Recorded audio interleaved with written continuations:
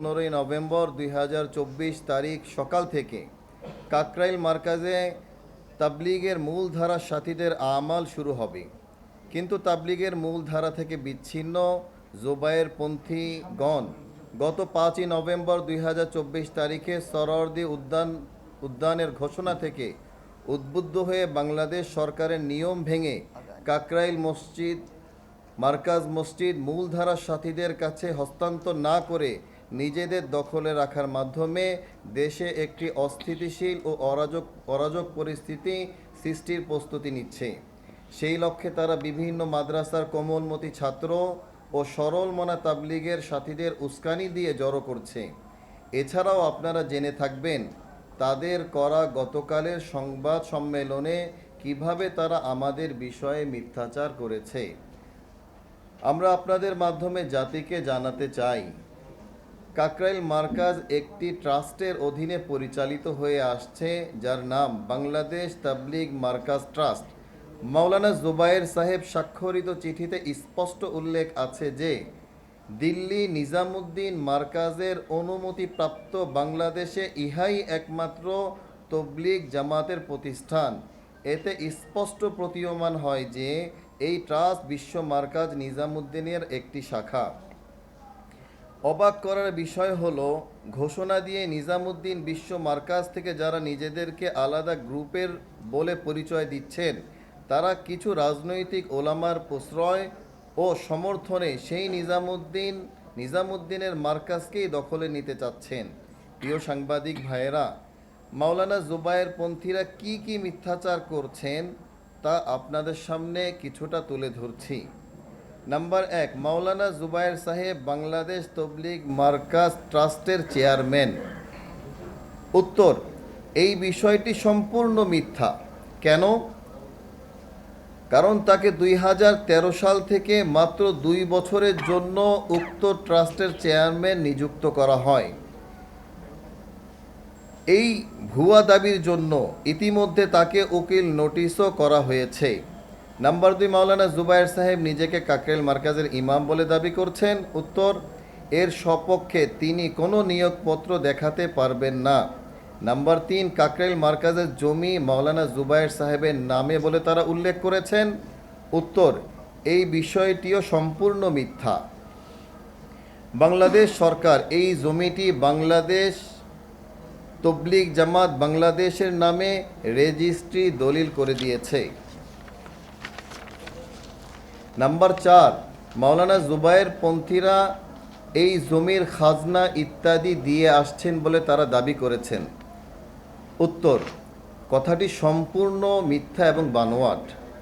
সর্বশেষ খাজানা পর্যন্ত আমাদের নিজামুদ্দিনের অনুসারী সাথীরাই পরিশোধ করে আসছেন।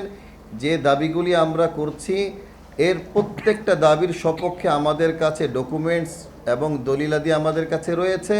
চাইলে আমরা আপনাদের কাছে সেগুলি হস্তান্তর করতে পারব।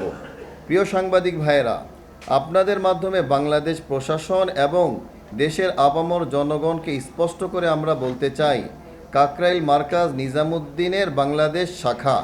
এটির উপর সম্পূর্ণ অধিকার বিশ্ব মার্কাজ নিজামুদ্দিনের। দেশের আইন অনুযায়ী কাকরাইল মার্কাজ নিজামুদ্দিনের অনুসারীদের তত্ত্বাবধানে পরিচালিত হবে, এটাই স্বাভাবিক ছিল। তবুও যদি কেউ আমাদের সম্পদ এবং ন্যায্য অধিকার থেকে বাধা দেওয়ার চেষ্টা করে, সেটা হবে তাদের জন্য অনেক বড় ভুল সিদ্ধান্ত। এমনটা করার চেষ্টা করলে বাংলাদেশ থেকে আমাদের লক্ষ লক্ষ সাথী এক ডাকেই কাকরাইল মার্কাজে উপস্থিত হবেন। সেই বাঁধ ভাঙা স্রোত ঠেকানোর মতো কোনো শক্তি আশা করি থাকবে না, এবং আমরা অত্যন্ত সুশৃঙ্খলভাবে আমাদের অধিকার আদায়ে এবং আমাদের মার্কাজ সঠিক নিয়মে সঠিক সময়ে পরিচালনার জন্য যা করা প্রয়োজন তা করতে পিছুপা হব না।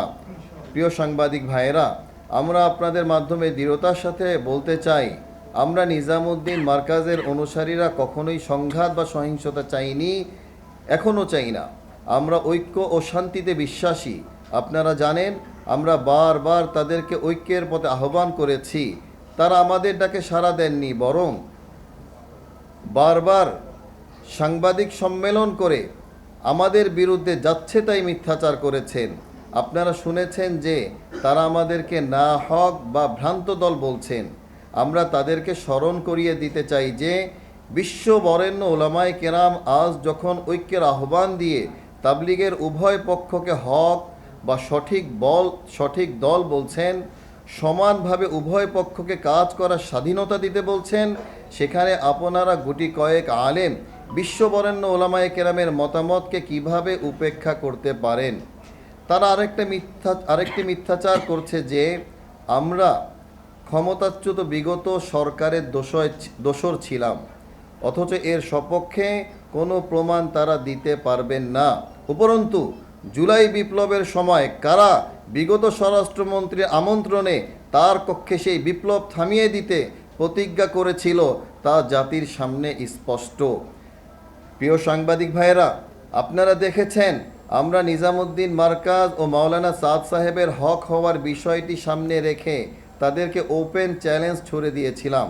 তারা আমাদের সেই চ্যালেঞ্জকে গ্রহণ করার হিম্মত আজ অবধি দেখাতে পারেনি, কারণ তারা ভালোভাবেই জানেন বিশ্ববরেণ্য আলেম মাওলানা আরশাদ মাদানী দামাত বারাকাতুহুম এবং মুফতি তকি উসমানী দামাত বারাকাতুহুম উনাদের মতামতের বাইরে কোনো যুক্তি তারা দাঁড় করাতে পারবেন না। আমার সাংবাদিক ভাইয়েরা, আপনারা দেখেছেন জুবায়েরপন্থীরা বিশ্ব ইজতেমা ও 5ই নভেম্বর 2024 তারিখ সহ বিভিন্ন প্রোগ্রামে বাংলাদেশের কোমলমতি মাদ্রাসা ছাত্রদেরকে এমন সহিংসতাপূর্ণ কাজে ব্যবহার করছে যা দণ্ডবিধি 153B ধারা অনুযায়ী শাস্তিযোগ্য অপরাধ। আপনাদের মাধ্যমে দেশবাসীকে আমরা এই সুসংবাদটি দিতে চাই যে আমাদের অধীনে পরিচালিত জাতীয় কওমি মাদ্রাসা শিক্ষা বোর্ড আগামী 7ই ডিসেম্বর 2024 তারিখে সরোয়ার্দী উদ্যানে মুসলিম উম্মাহের ঐক্যের পথ ও পন্থা শীর্ষক একটি আন্তর্জাতিক মহাসম্মেলনের আয়োজন করতে যাচ্ছে।